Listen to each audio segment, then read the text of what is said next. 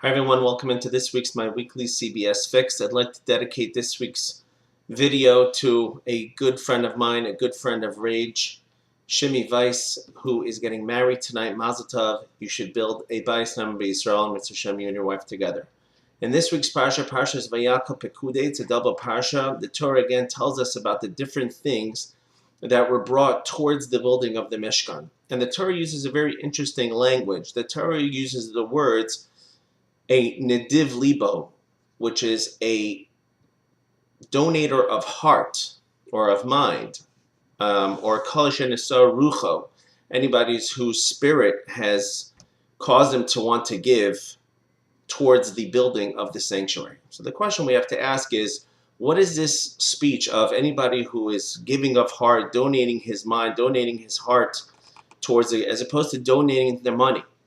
So an idea I heard from Rabbi Yisachar Frand is that we have to keep in mind who we're talking about over here. The Jewish people, they had just come out of the land of Egypt.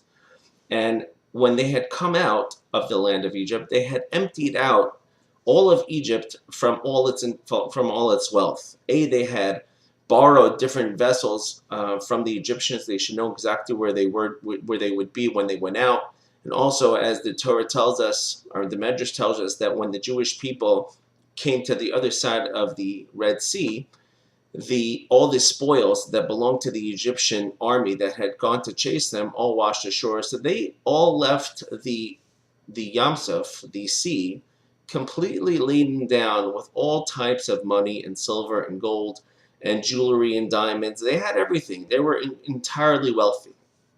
And during their 40-year sojourn in the desert, they had no need really for anything. And their money really didn't have much value because they had everything taken care of. The man came down from the heavens. They didn't need clothing. Hashem took care of everything for them. So therefore, giving of money at that time was not necessarily any big deal because they weren't necessarily losing anything. And a person gets rewarded for how much they have to give up in order to get. And they did not lose, or they did not have that battle, yes to give, not to give. Money meant nothing. So what then was important to Hashem? The heart. What was in the heart? How much of your heart, how much of your mind are you going to concentrate towards what's being performed over here? And we learn a very, very important lesson from this. The value of money. Money sometimes can be valueless.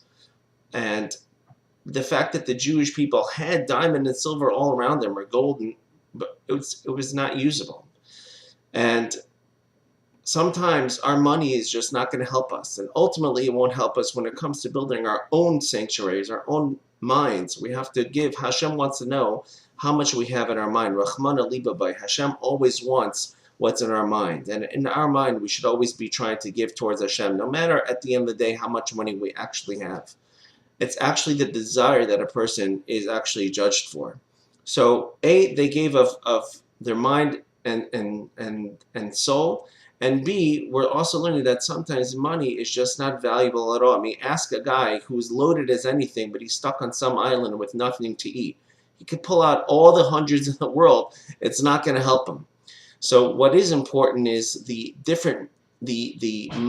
monetary value, as it would be, that of a person's mind. And so therefore the Torah uses whoever's mind is going to be donated, or whoever's heart. How much are you going to give from your heart? How much is your spirit going to give? And therefore the Torah uses that language, and it's a lesson that we should do that with everything that we do. It's not necessarily about the money, but if somebody's heart is put into something, that is certainly as valuable, actually even more valuable than the actual money itself. Have a great Shabbos.